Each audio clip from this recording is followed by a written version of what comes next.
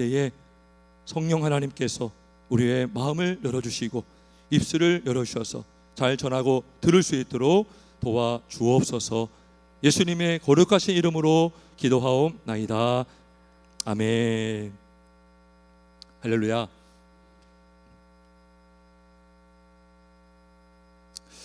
자, 우리 본문을 잠깐 먼저 볼게요.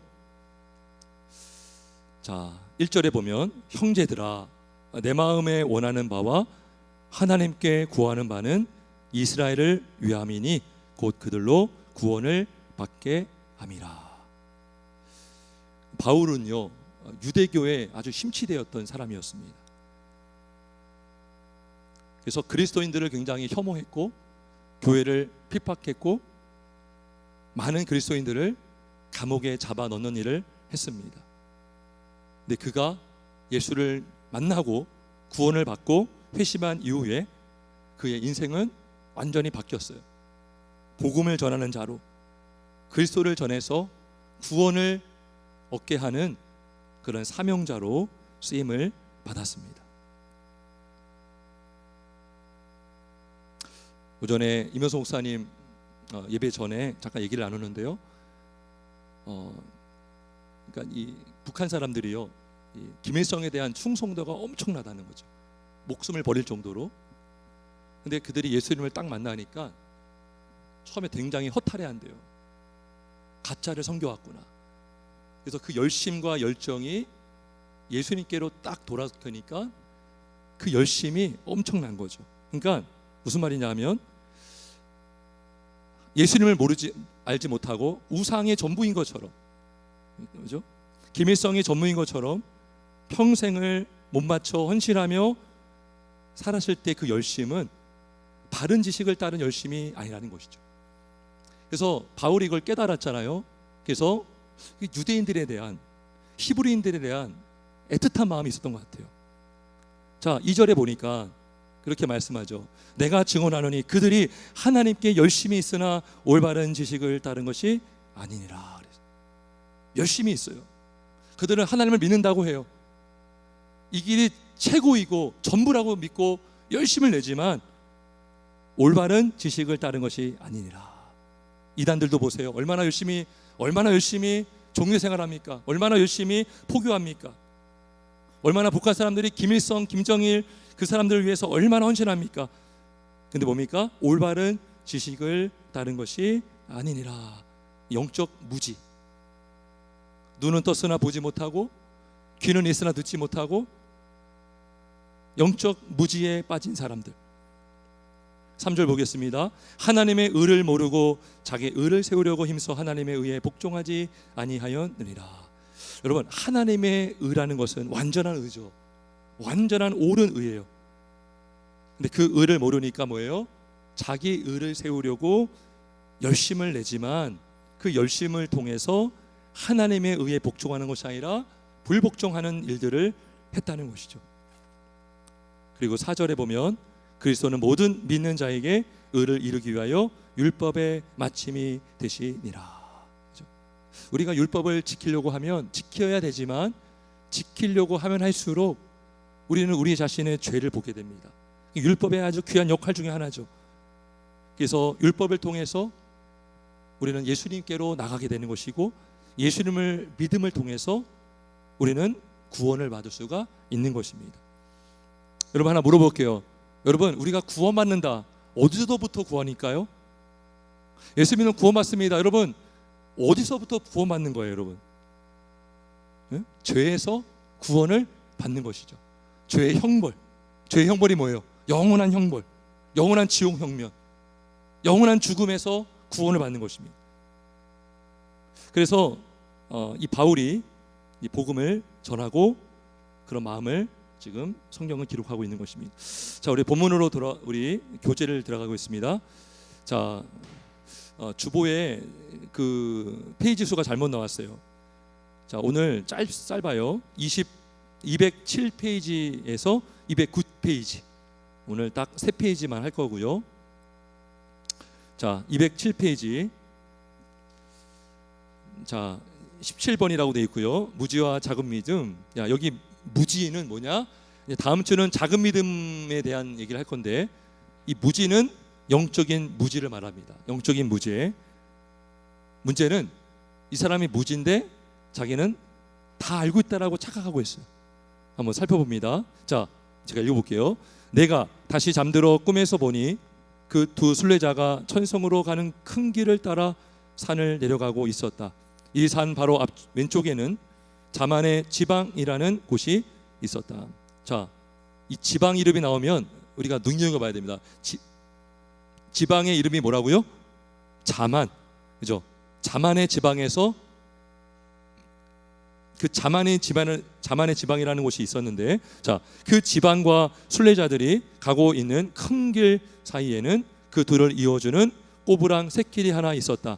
거기서 그들은 쾌활해 보이는 한 젊은이를 만났는데 그의 이름은 무지이며 자만의 지방에서 오는 길이었다. 자, 이 무지라는 청년이 어느 지방 사람이에요? 자만이라는 지방 출신입니다. 그러면 이 사람은 겸손할까요? 자만할까요? 당연히 자만하겠죠. 자, 읽어볼게요. 크리스천이 그에게 어디서 오며 어디로 가는지 물었다. 무지, 저는 저 왼쪽으로 조만간 가면 있는 지방에서 태어났습니다. 그리고 이제 천성을 향해 가고 있는 길이지요. 자, 여기서 무지는 어디를 향해 가고 있다고 생각하고 있어요?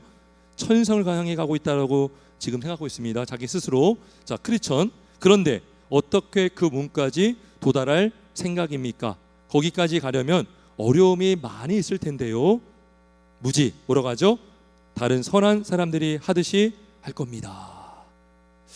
그러니까 지금 이 무지는 천성길을 향해 가고 천성문을 들어가려면 어떻게 해야 된다라고 생각하고 있습니까? 선한 행동을 해야 들어갈 수 있다라고 생각하는 것 같아요. 자, 크리스천. 하지만 당신은 그 문 앞에 이르렀을 때 무엇을 보이면서 열어달라고 부탁할 것입니까? 자, 여러분은 한번 우리 자신을 생각해 봅시다. 여러분, 우리 각 사람이요 천성문 앞에 딱 도달했습니다. 그럼 여러분들이 무엇을 근거로 문 열어주세요 할 거예요? 어떻게 하시겠습니까?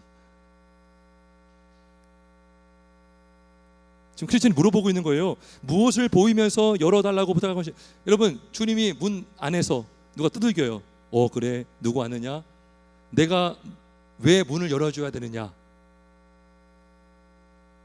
예수님의 의로, 그죠? 의를 어떻게 받죠? 믿음을 통해서. 할렐루야. 자, 믿음에 대해서 이따가 좀 얘기를 나눌 거예요. 그 믿음이 어떤 믿음인가? 자, 무지, 저는 주님의 뜻을 알고 있습니다. 과연 알까요? 이 사람의 이름이 뭐라고요? 무지죠, 무죠. 무지인데 알고 있대요. 저는 주님의 뜻을 알고 있습니다. 뭘 안다고 했을까요? 천성 가는 길을 알고 있다고 했을까요? 문 여는 방법을 알고 있다고 했을까요? 구원하는 방법을 알고 있다고 말한 것일까요? 그리고 이제껏 저는 착하게 살아왔습니다. 자, 여기서 나와요. 착하게 살아왔습니다. 그 다음에 뭐라고 합니까? 다른 사람의 돈을 한 번도 떼어 먹은 적이 없으며 늘 기도하고 금식하고 11조를 바치고 자선을 베풀었으며 천국으로 가기 위해 고향을 떠나 왔습니다. 여러분, 어떻게 생각하십니까? 대단한 거 아니에요? 자, 일단 지금 이 무지의 문제는 뭡니까? 자기가 하나님의 뜻을 알고 있다라고 착각하고 있다는 거죠. 실상은 모르는데. 자, 그 다음에 착하게 살면 나는 천국에 갈 수 있다라고 말하고 있습니다. 많은 종교가 그런 걸 주장합니다. 착하게 살아야 된다. 물론 착하게 살아야 돼요.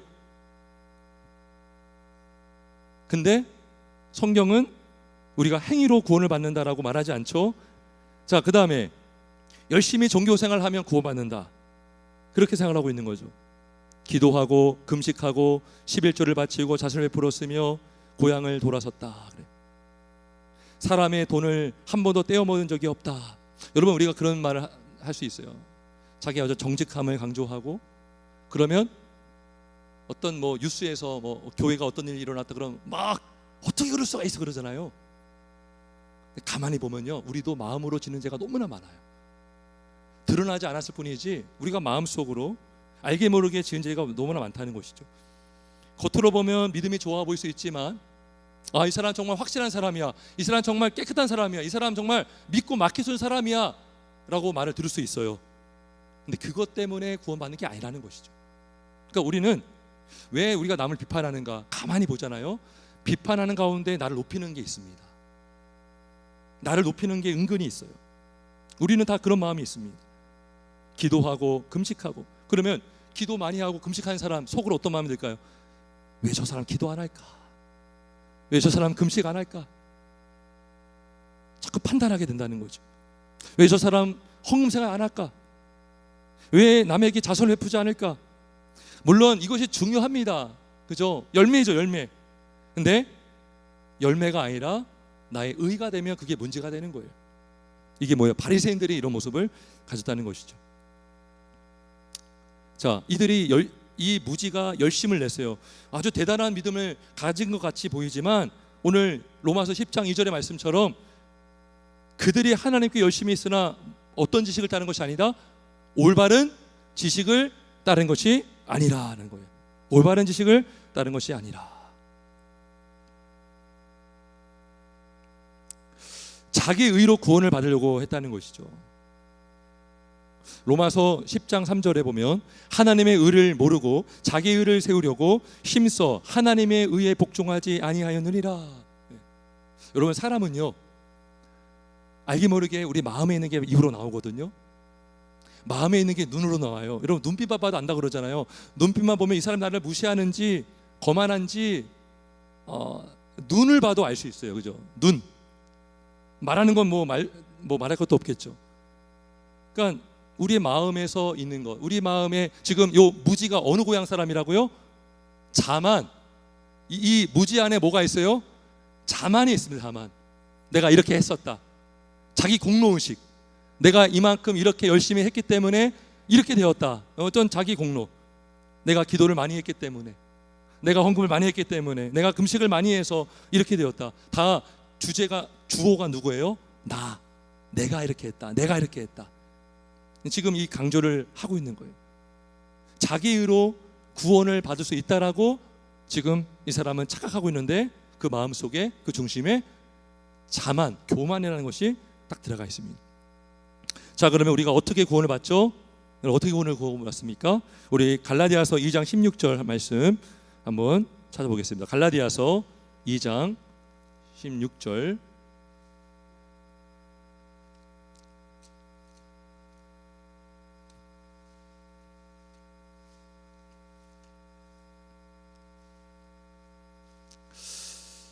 갈라디아서 2장 16절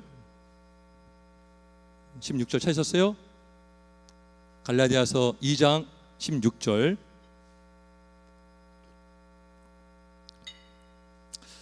한번 같이 읽습니다. 시작. 사람이 의롭게 되는 것은 율법의 행위로 말미암음이 아니요 오직 예수 그리스도를 믿음으로 말미암는 줄 알므로 우리도 그리스도 예수를 믿나니 이는 우리가 율법의 행위로서가 아니고 그리스도를 믿음으로써 의롭다함을 얻으려 함이라. 율법의 행위로서는 의롭다함을 얻을 육체가 없느니라. 우리가 구원받는 것은 우리의 행위로 받는 것이 아니라 그리스도를 믿는 믿음을 통해서, 그죠? 에베소서 2장 8절에 보면 그 은혜에 의하여 믿음으로 말미암아 구원을 받았으니 이것이 너희에게서 한 것이 아니요 하나님의 선물이라 말씀하죠. 자, 근데 한 가지 우리가 아쉽게 여기는 것은 뭐냐면 과연 사람들이 믿음을 정말 믿고 있냐는 거예요.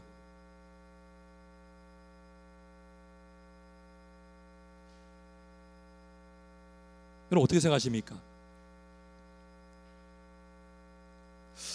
여러분, 저는 우리 한국교회 감히 저도 부족하고 우리 다 마찬가지인데 이 믿음이, 바른 믿음의 회복이 저는 필요하다고 생각을 해요. 왜냐하면 양극단이 있습니다. 한쪽은 오직 은혜, 오직 믿음. 그러니까 하나님의 계명대로 살지 않아요. 그거 계명을 지켜야 된다 그러면 그거 율법주의야. 너 행위로 좀 고만다고 나한테 말하고 있는 거야? 멀리합니다. 자기 몸대로 살아요. 또 한편은 뭡니까? 아까 이 무지처럼 자기가 착한 일 많이 하고 열심히 종교생활 해가지고 내가 의롭다 될 수 있다라고 착각하는 거죠. 이 양극단의 공통점이 있습니다. 누구를 섬기고 있는 거예요? 자기가 주인이 되고 있는 거예요. 율법이 다 필요 없다. 나는 구원받았다. 믿음으로 난 믿고 있다. 그럼 물어봐요. 당신 믿습니까? 믿는데요. 근데 그의 삶을 보면 믿음으로 사는 게 아니에요. 지난주도 말씀드렸지만 우리가 예수를 믿는다라는 것은 뭡니까? 예수님을 신뢰한다는 거예요. 마음으로 믿는 것은 신뢰한다는 거예요. 누구로 신뢰한다? 나의 주님으로, 나의 구원자로. 그럼 여러분, 우리의 인생의 주인이 누구십니까? 예수님이시죠. 근데 그 주님으로 믿지 않는 사람들이 나는 믿어요, 입으로 믿어요 그래요. 근데 실상 삶을 보면 자기가 주인 행사하고 있어요. 자기 마음대로 살고 있어요. 그건 믿음이 아니에요.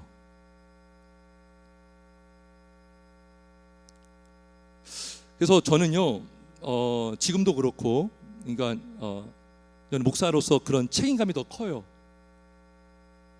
그래서 믿습니까 하면 믿는다고 해요. 근데 가만히 보면 믿는 게 아니에요. 그러니까 제대로 전하지 못한 저를 포함한 우리 목사님들의 책임이 저는 또 크다고 봐요.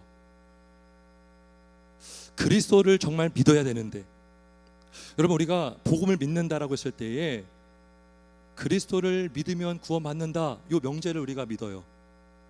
근데 정작 그걸 행하신 그리스도를 믿지 않아요. 혹시 제가 하는 말 이해가 되세요?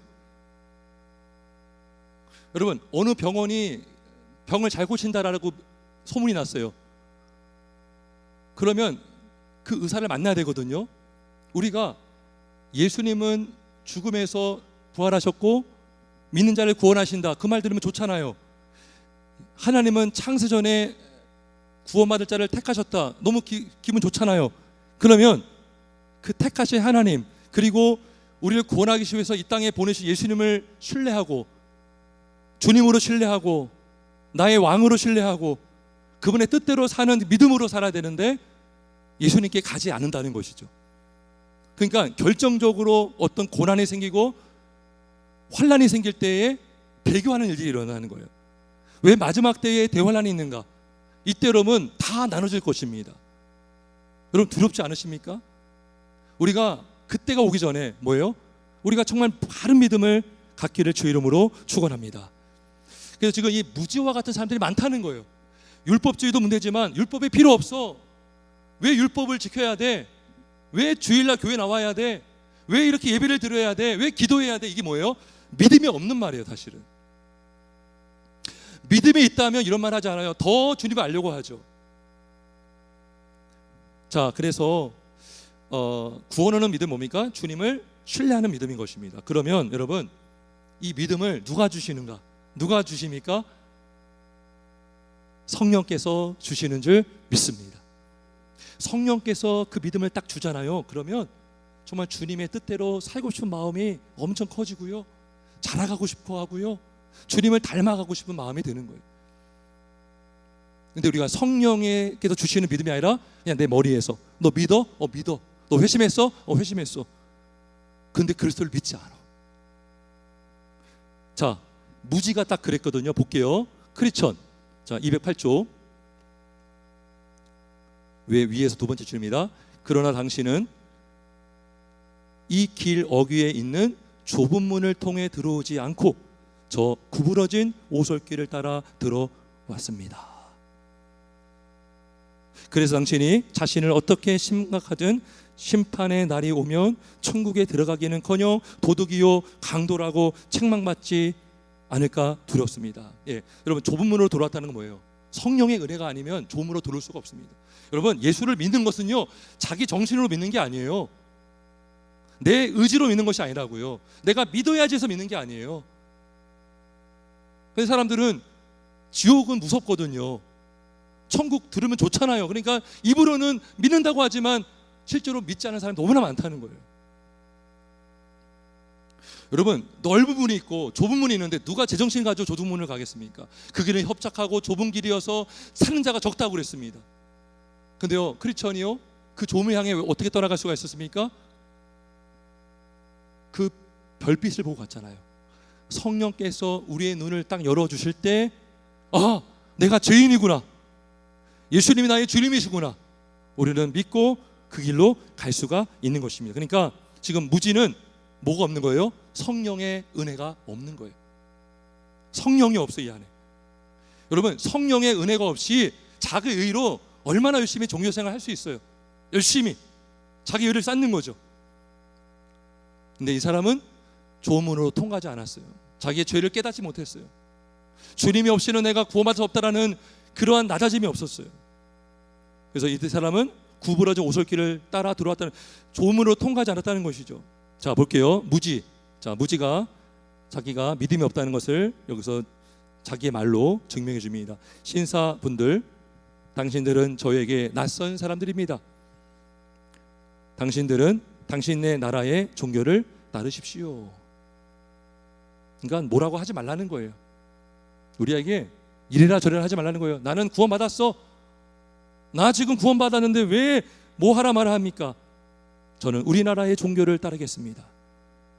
저는 우리 모두 잘 되기를 바랍니다. 그리고 당신이 말한 그 문제에 관해서는 세상이 다 알고 있으며 그 문이 우리나라에서 매우 멀리 떨어져 있다는 사실도 알지요. 우리 지방 사람들 중에 그 문으로 가는 길을 아는 이가 있는지 저는 잘 모르겠는데, 그들은 자기네들이 아는지 모르는지에 관해 상관하지 않습니다. 왜냐하면 당신들도 보다시피 우리는 저렇게 훌륭하고 상쾌하고 푸르는 오솔길을 통해 이리로 질러 들어올 수 있으니까요.